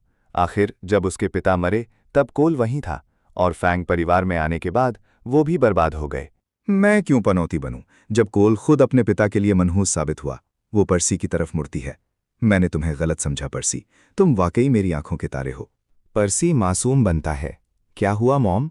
विवियन अपना सिर हिलाती है। कुछ चीजें हैं जिनकी तुम्हें फिक्र करने की जरूरत नहीं है। कोल दरवाजे के पास खड़ा अंदर की हर बात सुन रहा है। चलो चलें। जैसे ही वो रेन का हाथ पकड़कर वहां से निकलता है, रेन एक बार पीछे मुड़कर देखती है। कोल अभी पर्सी को देख रहा था। वो नाखुश है। पर्सी के गिरने की वजह से उसके पैर में चोट आई है, और आइवरी का पीछा करने का प्लान अभी रुक गया है। देखते ही देखते स्कूल का पहला दिन आ जाता है। आज कोल ने सफेद टी-शर्ट और स्ट्रेट कट जीन्स पहनी है। रेन का दिल जोर से धड़क रहा है। वो उसके करीब आती है। कोल बहुत हैंडसम लग रहा है। कोल उसके सिर पर धीरे से मारता है। रेन खुशी खुशी उसे ऐसा करने देती है। तभी अचानक वो पूछती है, कोल, तुम कहाँ जा रहे हो? कोल का हाथ रुक जाता है। वो उसे बताना भूल गया था। रेन की आंखें उम्मीद से भरी हैं। कोल उसका सिर थपथपाता है। स्कूल। जाहिर है उस लड़की की आंखों में दुख छा जाता है। उसके होंठ लटक जाते हैं। कोल, प्लीज मत जाओ। कोल अपना सिर हिलाता है। रेन उसे गले लगाती है और धीरे से सिर हिलाती है। ठीक है। कोल अपना कॉलर ठीक करता है। आज तुम बहुत अच्छी बच्ची बनकर रही। रेन गुमसुम होकर उसकी शर्ट का कोना उंगलियों से मोड़ रही है, क्योंकि अगर वो अच्छी नहीं बनी तो शायद कोल नाराज हो जाएगा। बाहर निकलते वक्त कोल एक बार पीछे मुड़कर देखता है। रेन अपने पजामे में दरवाजे के पास बैठी हाथ हिला रही है। कोल अपनी नजरें हटाकर कार में बैठ जाता है। पर्सी चिढ़कर कहता है, इतनी देर क्यों लगा दी? जल्दी चलो। कोल उसे इग्नोर करता है। कार धीरे धीरे आगे बढ़ती है। दरवाजे पर खड़ी रेन का चेहरा उतर जाता है। पर्सी को डर लग रहा है कि कहीं आइवरी उसे भूल न जाए। कोल शांति का आनंद ले रहा है। कार से उतरते ही पर्सी को दूर एक झलक दिखती है। वो ठंडी और संभली हुई खूबसूरती, वो आइवरी ही है। पर्सी भीड़ में घुस जाता है। ड्राइवर सालों से टैन परिवार के लिए काम कर रहा है। वो जानता है कि विक्टर सिर्फ कोल की कद्र करता है। वो अपनी जेब से एक बैंक कार्ड निकालता है। मास्टर कोल, मिस्टर टैन ने जाने से पहले ये आपको देने के लिए कहा था। उन्होंने कहा कि ये वो है जो एक डैड को देना चाहिए। कोल उसे जेब में रख लेता है। शुक्रिया। एक दिन बीत जाता है। खबर फैल जाती है कि 2 नए स्टूडेंट टैन परिवार से हैं। इतनी पावर के बाद किसी की हिम्मत नहीं होती कि कोल को परेशान करे। फिर सबको पता चलता है कि नया लड़का बहुत हैंडसम है, थोड़ा अलग थलग रहता है, पर डरावना बिल्कुल नहीं है। जब ड्राइवर हमें लेने आता है तो वो देखता है कि कोल स्कूल के गेट पर खड़ा है और उसके हाथ गिफ्ट बॉक्स से भरे हुए हैं। कुछ लड़कियां शर्माते हुए और गिफ्ट उसके हाथों में थमाकर भाग जाती हैं। ड्राइवर मुस्कुराता है। मास्टर कोल तो सबके चहेते बन गए हैं। कोल कहता है, मैं ये वापस करना चाहता था, पर वो बहुत तेज भागी। पर्सी बाहर आता है और ये नज़ारा देखकर उसका चेहरा उतर जाता है। उसका मूड खराब है। वो चाहता है कि कोल के हाथ से सब कुछ छीनकर फेंक दे। पर्सी आइवरी को ढूंढने गया था, पर उसे वो कहीं नहीं मिली। ओपनिंग सेरेमनी में उसे पता चलता है कि आइवरी इस स्कूल की इन्वेस्टर है और वो यहाँ स्पीच देने आई है। सेरेमनी खत्म होते ही पर्सी उसके पीछे भागता है। आइवरी जल्दी में है। वो तेज चलती है, पर उसे महसूस होता है कि किसी ने उसकी आस्तीन पकड़ी है। वो मुड़ती है। तुम कौन हो? पर्सी सन्न रह जाता है। वो उसे भूल गई। आधे महीने में ही उसने उसे यादों से मिटा दिया। मैं पर्सी हूं, मिस येन। उसे कुछ याद आता है, पर वो मिस यान उसे चुभता है। वो अपने जज्बात काबू में रखती है। मैं तुम्हें नहीं जानती। आइवरी जाने लगती है, पर पर्सी उसे पकड़ लेता है। आप मुझे कैसे नहीं जानती? क्या आपको आधा महीना पहले की बात याद नहीं? आपने मेरी मदद की थी। आइवरी कुछ कहे उससे पहले पर्सी खुद हाथ छोड़ देता है। ठीक है, आप अभी मुझे नहीं जानती, पर आज से मैं आपका दिल जीत लूंगा और तब तक नहीं रुकूंगा जब तक ऐसा ना हो जाए। वो गर्व से अपना सिर घुमाता है। आइवरी सोचती है, क्या ये आदमी पागल है? उसकी असिस्टेंट ये सब देख रही है। पर्सी को लगता है कि आइवरी अब उसे अलग नजरिए से देखेगी। वो उसकी तारीफ सुनने के लिए मुड़ता है, पर वहां कोई नहीं होता। आइवरी और उसकी असिस्टेंट कब की जा चुकी हैं। पर्सी को फिर से कोल दिखता है तो वो खुद को रोक नहीं पाता। वाह कोल, तुम तो बहुत चार्मिंग हो। कितनी लड़कियां तुम्हारे पीछे हैं। मेरी तरह नहीं, मैंने तो कभी लड़कियों से बात भी नहीं की। कोल कहता है, चलना है या नहीं? पर्सी फटने को तैयार है। कोल कार की खिड़की से सिर टिका लेता है। वो पूछता है, सिस्टम, क्या लीड्स के बीच रोमांस ठीक नहीं चल रहा? सिस्टम को शक होने लगा है कि आइवरी अब पर्सी को दिमागी रूप से बीमार समझने लगी है। असली कहानी में पर्सी आइवरी से 22 साल की उम्र में मिला था, जब उसने समाज में अपनी जगह बना ली थी। उसने अपनी भावनाओं को छिपाना सीख लिया था। वो एक ऐसा गिरा हुआ शहजादा था जिसने कभी दुनिया को दोष नहीं दिया और लड़ने के लिए तैयार रहा। जाहिर है उसने ये सब ओरिजिनल होस्ट की पीठ पर पैर रखकर हासिल किया था। आइवरी कॉर्पोरेट की राजनीति से थक चुकी थी, इसीलिए उसे पर्सी की सादगी पसंद आई। पर अभी पर्सी के इरादे उसके चेहरे पर साफ दिख रहे हैं और आइवरी अपने करियर के शिखर पर है। उसे मर्द सिर्फ कमजोर करेंगे। पर्सी की चापलूसी काम नहीं आई। उसने उसे बाहर का रास्ता दिखा दिया।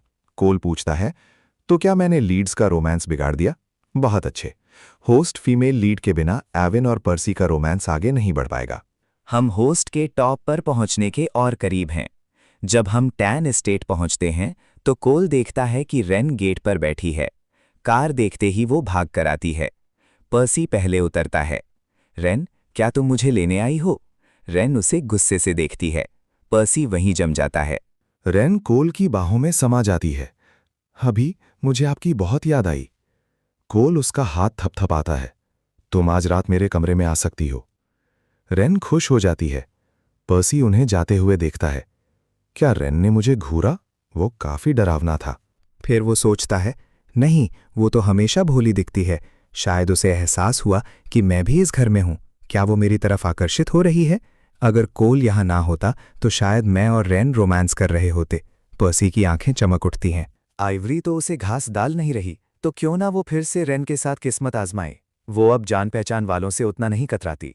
कोल और रेन सीढ़ियों तक पहुंचते हैं कि तभी ड्राइवर पीछे से आता है। मास्टर कोल, आप अपने गिफ्ट्स भूल गए। ये सुनते ही रेन का चेहरा बदल जाता है। कोल, क्या आप किसी और को पसंद करने वाले हो? वो कोल को कसकर पकड़ लेती है और जैसे ही ड्राइवर करीब आता है वो उन गिफ्ट्स को जोर से मारकर गिरा देती है। ड्राइवर हैरान रह जाता है। कोल कहता है, इन्हें ले जाओ। वो अपनी छाती से चिपकी रैन को देखता है और उसके मुंह से एक हल्की सी हंसी निकल जाती है। ये पहली बार है जब वो हंसा है। रैन अपना दुख भूल जाती है और उसे देखती है। कोल, क्या आप अब स्कूल जाना बंद नहीं कर सकते?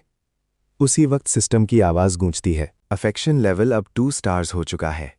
मैं बस हूँ हाँ में जवाब देता हूँ। पता नहीं अब वो कौन सी नई मनगढ़ंत कहानी बना रही है। मैं कुछ नहीं कहता। मैं उसका हाथ थामता हूँ और उसे ऊपर ले जाता हूँ। इधर पर्सी ने विवियन को याद दिलाने का फैसला किया कि वो भी यहीं है। वो विवियन को विक्टर के कमरे से चुपके से निकलते हुए पकड़ लेता है। मॉम। विवियन उसे झपटकर वापस अपने कमरे में घसीट ले जाती है। पर्सी उलझन में है। क्या चल रहा है, मॉम? विवियन अपनी बिखरी हुई जुल्फों को ठीक करती है। उसके चेहरे पर एक अजीब सा पछतावा है। कुछ नहीं, पर्सी। तुम्हें क्या चाहिए था? पर्सी अपना सिर हिलाता है। मुझे बस तुम्हारी याद आ रही थी। वो उसका हाथ थाम लेता है, लेकिन उसके दिमाग में साजिशें चल रही हैं। क्या मॉम ने कोल से पीछा छुड़ाने का रास्ता ढूंढ लिया है? पर्सी का मूड एकदम से ठीक हो जाता है, लेकिन दिन बीतते जाते हैं और विवियन की तरफ से कोई हलचल नहीं होती। इसके बजाय वो महंगे मॉल्स और ब्यूटी सैलून्स के चक्कर लगा रही है, खुद को पूरी तरह बदल रही है। पर्सी कुछ बार आइवरी की कंपनी जाता है। शुरू में आइवरी के जूनियर असिस्टेंट ने उसे ऊपर जाने दिया, लेकिन दूसरी बार जब वो वापस गया तो रिसेप्शनिस्ट ने बताया कि उस असिस्टेंट को नौकरी से निकाल दिया गया है। एवरी की हिम्मत कैसे हुई मेरे साथ ऐसा बर्ताव करने की? ये तो हद है। पिछले कुछ दिनों से मैं उसे बहुत सर आंखों पर बिठा रहा हूं।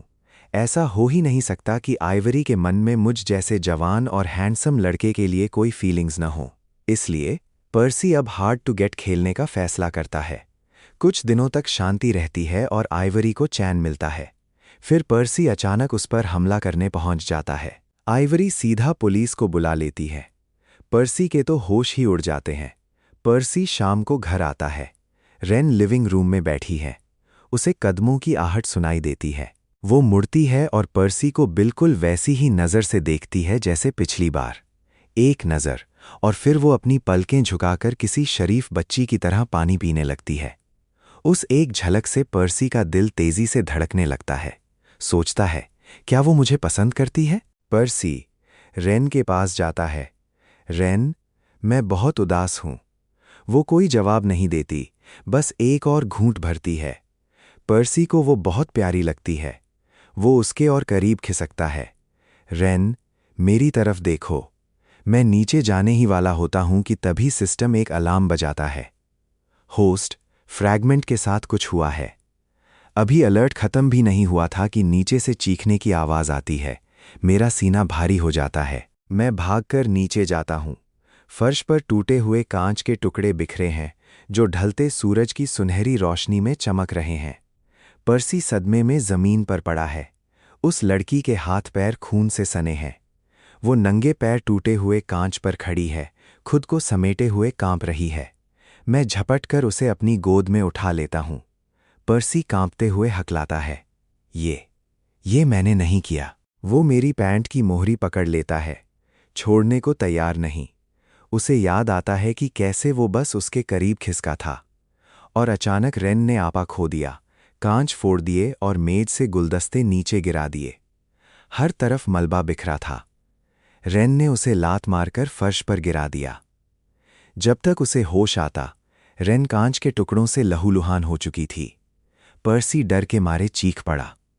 उसे खून में लथपथ देखना बर्दाश्त से बाहर था। अब मुझे उसे ले जाते देख, वो मेरी पैंट पकड़कर कहता है। कोल, सच में ये मैंने। वो अपनी बात पूरी भी नहीं कर पाता। मैं उसे लात मारकर पीठ के बल गिरा देता हूं। अभी सिर्फ रेन मायने रखती है। मैं एक साथ 2-2 सीढ़ियां चढ़ता हूं।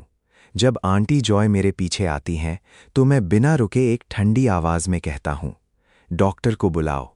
आंटी जॉय रेन के हाथ पैर देखती हैं। वो कांपते हाथों से फोन मिलाती हैं। उनका पूरा शरीर थरथरा रहा है। पर्सी उठकर बैठता है। चेहरा सफ़ेद पड़ चुका है।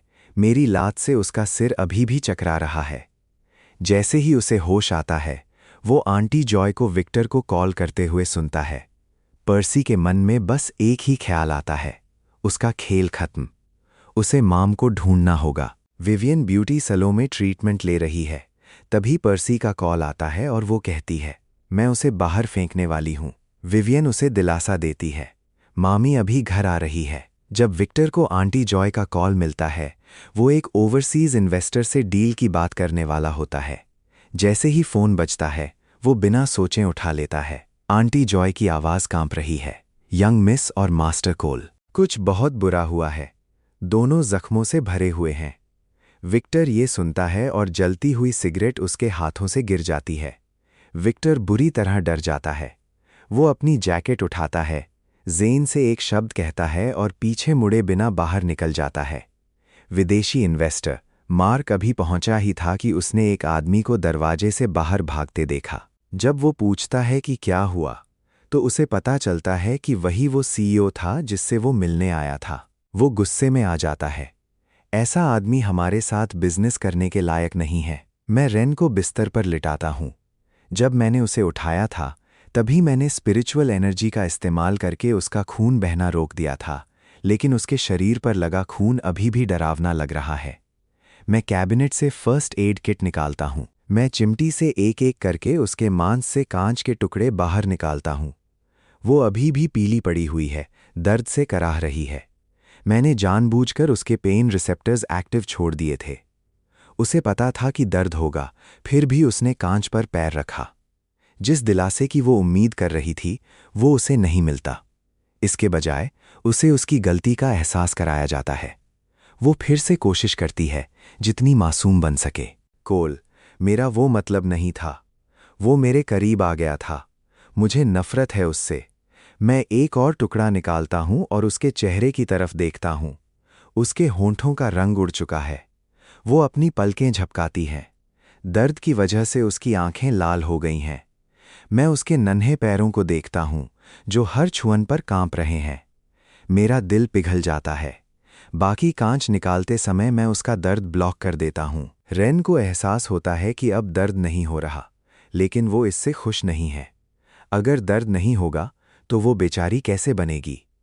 और अगर वो बेचारी नहीं बनी तो कोल उस पर ध्यान नहीं देगा। इसलिए रेन मेरी आस्तीन पकड़ती है और नाटक करते हुए सिसकती है। कोल, बहुत दर्द हो रहा है। सिस्टम की आखिरकार जोर से हंसने की हिम्मत होती है। सच कहूं तो 1 मिनट पहले मेरा मूड इतना खराब था कि सब सहम गए थे। सिस्टम को डर था कि कहीं वो मेरी लपेट में न आ जाए। अब जब मैं शांत हो गया हूं तो सिस्टम अपनी गर्दन बाहर निकालने से खुद को रोक नहीं पाता। सोचता है, फ्रैगमेंट को पक्का नहीं पता कि होस्ट ने ही उसका दर्द ब्लॉक किया है। रेन बिस्तर पर लेटी हुई मुझे देख रही है। कोल, बहुत ज्यादा दर्द हो रहा है। इससे पहले कि मैं कुछ कहूं, सिस्टम पहले ही पिघल जाता है। बस उसे संभाल लीजिए, होस्ट। वो इस दुनिया के लिए बहुत मासूम है। मुझे कुछ भी कहने का मौका नहीं मिलता। डॉक्टर आ जाता है और मैं शांति से बाहर निकल जाता हूं। रेन की आंखें आखिर तक मेरा पीछा करती हैं। जब मैं उसकी नज़रों से पूरी तरह ओझल हो जाता हूं, तब वो अपनी नज़रें हटाती है। वो जवान डॉक्टर अब एक जाना पहचाना चेहरा है, लेकिन रेन के हाथों के गहरे घाव देखकर उसकी भी सांसें अटक जाती हैं। वो सावधानी से पट्टियां बांधता है। अपनी आदत के मुताबिक खुद से बातें कर रहा है, क्योंकि रेन ने पहले कभी अजनबियों को जवाब नहीं दिया। अजीब है, इन जख्मों से खून तो ना के बराबर निकल रहा है, और वो लड़का भी खून से लथपथ था। क्या मुझे उसे देखना चाहिए? अचानक वो लड़की जो चुप थी अपना सिर घुमाती है। काली आंखें उस पर टिक जाती हैं, एकदम स्थिर और ठंडी। उसकी आवाज़ एकदम साफ है। वो ठीक है। डॉक्टर अपनी पलकें झपकाता है। फिर उसे समझ आता है कि वो मेरे बारे में बात कर रही है। वो हिचकिचाते हुए सिर हिलाता है। ठीक है, फिर मैं नहीं देखूंगा। तभी विक्टर दरवाज़ा तोड़ते हुए अंदर आता है। उसकी सांसें अभी भी फूली हुई हैं। वो कैसी है? डॉक्टर जवाब देता है। यंग मिस के घावों का इलाज कर दिया गया है। अगर आज रात बुखार नहीं चढ़ा तो वो ठीक हो जाएंगी। लेकिन विक्टर उसे बीच में ही टोक देता है। मैं अपने बेटे कोल के बारे में पूछ रहा हूं। डॉक्टर अब और भी हैरान है। वो अपनी आदत के मुताबिक बोल पड़ता है, यंग मिस ने कहा कि वो ठीक है। विक्टर भी सन्न रह जाता है। वो अपनी बेटी को यकीन के साथ देखता है, लेकिन रेन चुपचाप करवट बदल लेती है और उसे बस अपनी पीठ दिखाती है। विक्टर का दिल बैठ जाता है। वो मुझे देखने आने ही वाला होता है कि रेन अचानक वापस मुड़ती है। डैड। विक्टर तुरंत उसके पास बैठ जाता है। रेन उसे नफरत भरी आवाज में देखती है। पर्सी, मुझे उससे नफरत है। वो साफ तौर पर चाहती है कि पर्सी यहां से चला जाए। विक्टर हिचकिचाता है। तकनीकी रूप से पर्सी उसका सौतेला बेटा है। जैसे ही वो हिचकिचाता है, रेन फिर से मुड़ जाती है। विक्टर दुखी मन से मेरे कमरे की तरफ आता है। मैंने पहले ही साफ कपड़े पहन लिए हैं। मैं सीधा मुद्दे की बात करता हूं। पर्सी को यहां से निकालो। अगर ये सिर्फ रेन की जिद होती तो बात अलग थी, लेकिन अगर मैं भी ये कह रहा हूं तो मामला गंभीर है। विक्टर का चेहरा काला पड़ जाता है। क्या पर्सी की वजह से रेन को चोट लगी? मैं सीधा जवाब नहीं देता, बस रुखी आवाज में कहता हूं, खुद फुटेज जाकर देख लीजिए। सर्वेलेंस फुटेज पर पर्सी के गंदे शब्द और रेन की तरफ बढ़ते उसके हाथ साफ दिखाई देते हैं। विक्टर का खून खौलने लगता है। पिछली बार पर्सी ने रेन को मानसिक रूप से बीमार कहा था। इस बार उसने उसे इतना मजबूर कर दिया कि उसने खुद को चोट पहुंचा ली। ये सोचकर कि उसकी बेटी की मेहनत से की गई तरक्की मिट्टी में मिल सकती है, विक्टर फैसला कर लेता है, पर्सी को जाना होगा। जैसे ही वो पर्सी से हिसाब चुकता करने जाने वाला होता है, विवियन अंदर आती है, सलों से एकदम ताज़ा और नई औरत बनकर चमक रही है। वो विक्टर के गुस्से वाले चेहरे को देखती है और हैरानी का नाटक करती है। क्या हुआ? विक्टर उसे ठंडी नज़रों से देखता है, लेकिन विवियन अपनी बात बदल देती है। उसकी आवाज़ अब रहस्यमयी है। मैं अभी एक बहुत बड़े फॉर्चून टेलर से मिली हूं। वो कहता है कि हमारे घर में कोई मनहूस है जो हमारी किस्मत खराब कर रहा है। कोई ऐसा जो 18 साल का है। वो कोल ही है ना? विक्टर को याद आता है जो मैंने उसे एक बार बताया था कि विवियन अपने हर पति के लिए मनहूस साबित होती है। उसकी आंखों में अजीब सी चमक आ जाती है। तभी मैं गलियारे के पीछे से बाहर निकलता हूं। आवाज एकदम ठंडी। तुम वाकई में इस तरह के अंधविश्वास पर यकीन करती हो? विवियन पलटवार करती है। क्यों नहीं करूंगी? तुम्हारे पिता की कंपनी का डूबना ही इसका सबूत है।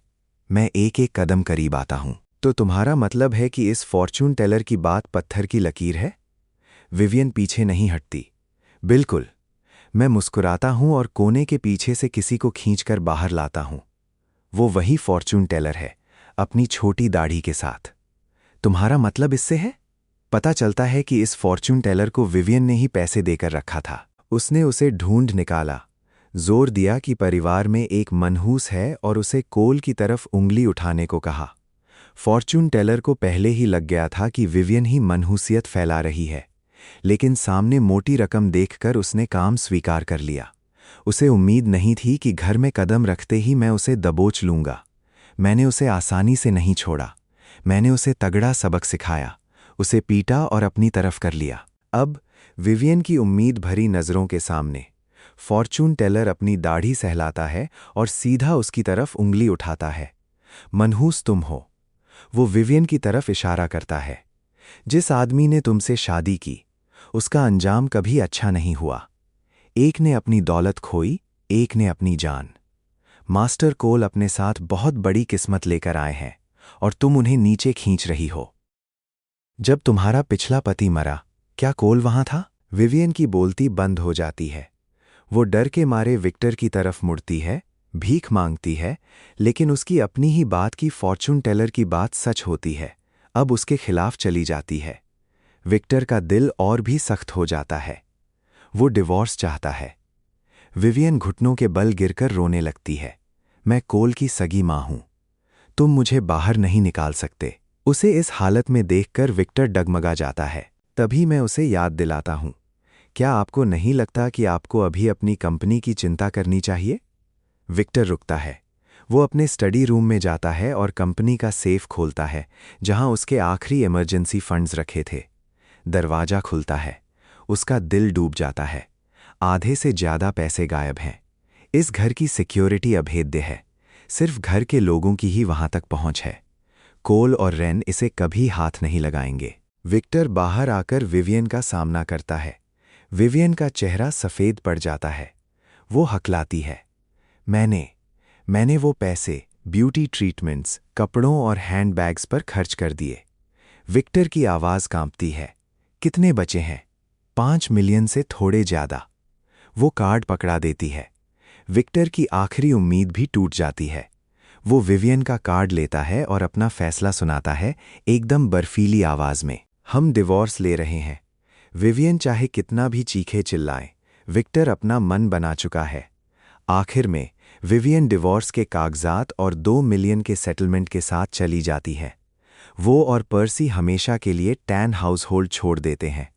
जब सब शांत हो जाता है तो विक्टर थका हुआ कहता है, अब से तुम्हें डैड के साथ मुश्किलों का सामना करना होगा। लेकिन मैं शांति से एक बैंक कार्ड निकालता हूं और उसे मेज़ पर खिसका देता हूं। मैंने स्टॉक मार्केट और इन्वेस्टमेंट्स के जरिए पहले ही बहुत बड़ी दौलत बना ली थी। वो पैसा टैन कॉरपोरेशन में सीधा इन्वेस्टमेंट के तौर पर जाता है। इससे विक्टर की स्थिति संभल जाती है और किस्मत से वो विदेशी इन्वेस्टर मार्क, जो बाहर चला गया था, उसे पता चलता है कि विक्टर उस दिन अपने घायल बच्चों की देखभाल करने के लिए घर भागा था। ये बात उसे बहुत छू जाती है। टैन कॉरपोरेशन एक चमत्कारिक वापसी करती है, पहले से कहीं ज़्यादा मजबूत होकर। लेकिन हाल ही में मैं कंपनी के कामों में बहुत व्यस्त रहा हूँ, इसलिए रेन के कमरे में मेरा जाना कम हो गया है। एक रात देर से मुझे अपने दरवाजे के खुलने की आवाज़ आती है।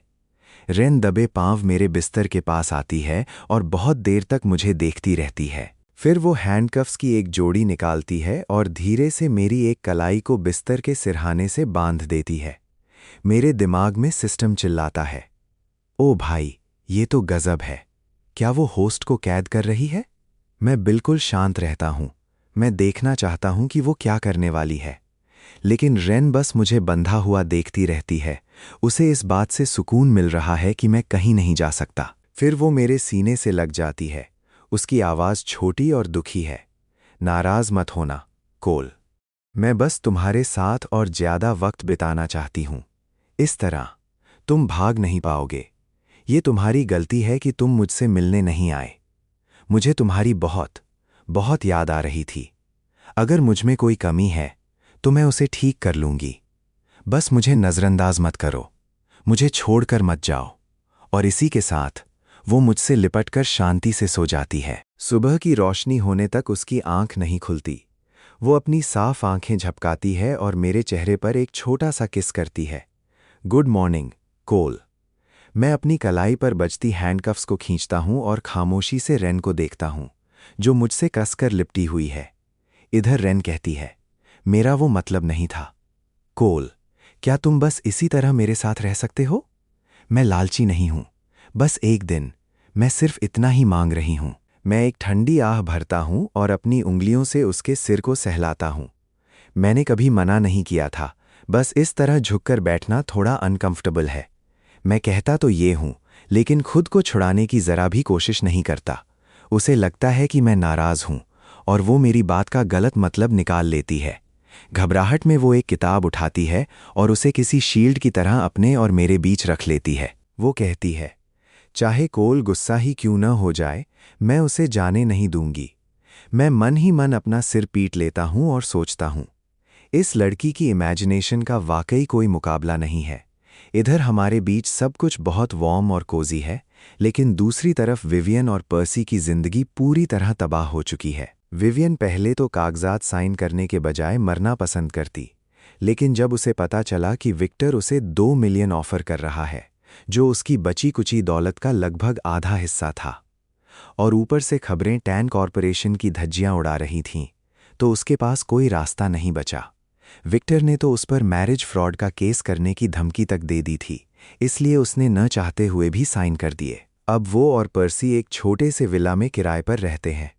अपनी नई शुरुआत का जश्न मनाने के लिए वो दोनों शैंपेन खोलते हैं और विवियन के चेहरे पर एक अलग ही गर्व है। वो कहती है, अपने दम पर जीना कहीं ज़्यादा बेहतर है। टैन हाउस में तो मुझे हमेशा ऐसा लगता था जैसे मैं किसी और की छत के नीचे एक मामूली मेहमान हूँ। पर्सी उसकी बात पर सिर तो हिलाता है, लेकिन तभी टीवी पर खबर आती है कि टैन कॉरपोरेशन को नया इन्वेस्टमेंट मिल गया है और उनकी हालत अब सुधर रही है। दोनों के चेहरों पर मुस्कुराहट जम जाती है। पर्सी नफरत से कहता है, ये बस डूबते को तिनके का सहारा है, ज्यादा दिन नहीं टिकेगा। विवियन कुछ नहीं कहती, लेकिन उसके अंदर भावनाओं का एक तूफान उमड़ रहा है। 2 महीने बाद टैन कॉरपोरेशन विदेशी इन्वेस्टमेंट की लहर पर सवार होकर फिर से कामयाबी की बुलंदियों पर पहुंच जाता है। ये उनकी एक जबरदस्त रेजरेक्शन थी। उधर पर्सी काउच पर लेटा वीडियो गेम्स खेल रहा है। तभी टैन कॉरपोरेशन का एक ऐड सामने आता है और वो चिढ़कर उसे स्वाइप कर देता है। वो विवियन की तरफ मुड़ता है, जो अभी अभी सालों से लौटी है। पर्सी पूछता है, माम, क्या आपको अभी तक कोई जॉब मिली? विवियन जवाब देती है, मैं ढूंढ रही हूं। इतनी जल्दी क्या है? हमारे पास अभी भी काफ़ी सेविंग्स बची हैं, लेकिन ये दोनों पानी की तरह पैसा बहाने के आदी हैं। डिज़ाइनर सामान और महंगा खाना इनकी कमज़ोरी है। सिर्फ 3 महीनों के अंदर उन्होंने पूरे 2 मिलियन उड़ा दिए। जब विवियन एक लग्जरी बुटीक में अपना कार्ड स्वाइप करती है तो टर्मिनल से आवाज़ आती है, इनसफिशिएंट फंड्स। वो वहीं सन्न रह जाती है। पास खड़ी क्लर्क का ताना उसे सुई की तरह चुभता है। वो कहती है, और मुझे लगा था कि ये वाकई अमीर है, पता चला कि ये तो बस दिखावा कर रही थी। विवियन सब कुछ छोड़कर शर्मिंदगी में वहां से भाग खड़ी होती है। बिना पैसों के जिंदगी वाकई बहुत बेरहम होती है। विवियन और पर्सी अब हर वक्त एक दूसरे को कोसते रहते हैं। पर्सी जॉब करने से साफ मना कर देता है। वो कहता है, मैं अभी पढ़ाई कर रहा हूं, एक बार ग्रेजुएट हो जाऊं तो मैं ढेर सारा पैसा कमाऊंगा और तुम्हारा ख्याल रखूंगा। बचत खत्म हो चुकी है और कमाई का कोई जरिया नहीं है, इसलिए विवियन को मजबूरन अपनी सेल्फ रिस्पेक्ट को ताक पर रखना पड़ता है। वो एक बर्तन धोने वाली डिशवाशर की नौकरी कर लेती है। वहां का बॉस बहुत जालिम है। वो चिल्लाता है, तुम्हारी उम्र की औरत ढंग से बर्तन तक नहीं धो सकती? मुझे लगता है तुमने अपनी आधी जिंदगी मर्दों के टुकड़ों पर पलते हुए बिताई है। विवियन खुद में सिमट कर रह जाती है। उसे अचानक याद आता है कि वो भी कोल के लिए बिल्कुल यही शब्द इस्तेमाल करती थी। आज पहली बार उसे एहसास होता है कि जब कोई आपके साथ ऐसा करता है तो कैसा महसूस होता है। देर रात वो अपने थके हुए शरीर को घसीटते हुए उस तंग से अपार्टमेंट में वापस आती है। पर्सी काउच पर पसरा हुआ रात के खाने का इंतजार कर रहा है। विवियन कहती है, कोई पार्ट टाइम जॉब ढूंढ लो। बहुत से कॉलेज स्टूडेंट्स पढ़ाई के साथ साथ काम भी करते हैं। पर्सी लापरवाही से उसे टाल देता है और कहता है, मॉम, बस कोल के पास जाओ और उससे पैसे मांगो। वो तुम्हारा सगा बेटा है। वो तुम्हें इस तरह तड़पते हुए तो नहीं देख सकता, है ना? विवियन हिचकिचाती है। उसकी हिम्मत नहीं हो रही कि वो दोबारा रेंगते हुए टैन फैमिली के पास वापस जाए। उस रात विवियन को एक भयानक सपना आता है। सपने में टैन कॉरपोरेशन पूरी तरह बैंकरप्ट हो जाता है। तलाक के बाद भी कोल एक आज्ञाकारी और निस्वार्थ बेटे की तरह दिन रात मेहनत करता है ताकि वो विवियन और पर्सी का पेट भर सके। वो दिन ब दिन कमज़ोर होता जाता है और जवानी में ही उसकी मौत हो जाती है। उधर पर्सी एक अमीर खानदान में शादी कर लेता है और विवियन को एक मनहूस कहकर अपनी जिंदगी से बाहर फेंक देता है। आखिर में वो अभी भी बर्तन धो रही है, अभी भी गरीब है और बिल्कुल अकेली है। जब उसकी आंख खुलती है तो उसका तकिया आंसुओं से भीगा होता है। उसे आखिरकार कड़वा सच समझ आ जाता है। उसने खुद अपने ही खून के साथ अपना रिश्ता तबाह कर दिया है। इधर हमारी तरफ रेन ने मुझे पिछले 10 दिनों से हैंडकफ्स में कैद कर रखा है। वो हर दिन मुंह फुलाकर कहती है, कोल, बस एक दिन और प्लीज। पता नहीं उसने विक्टर को क्या कहानी सुनाई है कि वो मान गया। उसे मेरी फिक्र तो छोड़िए, उसने तो स्कूल में कॉल करके मेरी छुट्टी की बात भी कर ली। मैं उसके फूले हुए गालों को छेड़ते हुए कहता हूं, मैं वादा करता हूं कि मैं अभी स्कूल नहीं जाऊंगा, अब तो मुझे छोड़ दो। वो और जोर से चिपक जाती है और कहती है, मुझे तुम पर यकीन नहीं है, तुम पक्का झूठ बोल रहे हो। कोल, क्या तुम्हें भूख लगी है? मैं किचन से खाना लेकर आती हूं ताकि तुम यहीं रुको। उसका ऑटिज्म जैसे चमत्कारिक रूप से ठीक हो गया है। अब उसे लोगों से डर भी नहीं लगता। जैसे ही रेन वहां से जाती है, सिस्टम अचानक नोटिफिकेशन देता है, होस्ट विवियन यहां आई है। वो फ्रंट गेट पर तमाशा कर रही है। मैं हैंडकफ्स को हल्का सा झटका देता हूं और वो टुकड़े टुकड़े होकर गिर जाते हैं। फ्रंट गेट पर आंटी जॉय ने विवियन का रास्ता रोक रखा है। विवियन बेबसी में चिल्लाती है, मैं कोल से मिलने आई हूं। वो मेरा बेटा है। तुम्हें मुझे रोकने का कोई हक नहीं है। तभी उसकी नज़र आंटी जॉय के पीछे खड़े मुझ पर पड़ती है। उसकी आंखों में एक चमक आ जाती है। वो अपने मुड़े तुड़े कपड़ों को ठीक करती है और उसकी आवाज़ में एक मिन्नत सी आ जाती है। वो कहती है, कोल, माँ को अपनी गलती का एहसास हो गया है। अब से मैं तुम्हारे साथ बहुत अच्छा बर्ताव करूंगी। मेरे साथ घर चलो। मेरे चेहरे पर कोई भाव नहीं है, एकदम ठंडा। मैं एक कदम पीछे हट जाता हूं और कहता हूं, मैडम, उस बात का मुझसे क्या लेना देना? विवियन के चेहरे का रंग उड़ जाता है। वो पूछती है, क्या तुम्हें अब अपनी माँ नहीं चाहिए? मैं जवाब देता हूं, क्या तुम्हें वाकई अपनी गलती का एहसास है या तुम बस फिर से अमीर बनना चाहती हो? मैं अपनी जेब से एक बैंक कार्ड निकालता हूं और उसके कदमों में फेंक देता हूं। मैं कहता हूं, इसमें 2 मिलियन है। अब यहां दोबारा अपनी शक्ल मत दिखाना। हमारे बीच जो कुछ भी था वो कभी परिवार नहीं था और सब कुछ यहीं खत्म होता है। विवियन ज़मीन पर पड़े उस कार्ड को खाली नज़रों से देखती है और फिर मुझे देखती है, जो उसके सामने बर्फ जैसी ठंडी नज़रों के साथ खड़ा हूं। उसे आखिरकार समझ आ जाता है कि अब वापस लौटने का कोई रास्ता नहीं बचा है। वो बेजान आंखों के साथ कार्ड उठाती है और वहां से चली जाती है। सिस्टम की आवाज़ गूंजती है, कंग्रेचुलेशंस होस्ट। ओरिजिनल होस्ट की आखिरी इच्छा पूरी हो गई है। Mission complete. मैं पीछे मुड़ता हूं तो देखता हूं कि रेन गुस्से में लाल होकर मुझे देख रही है।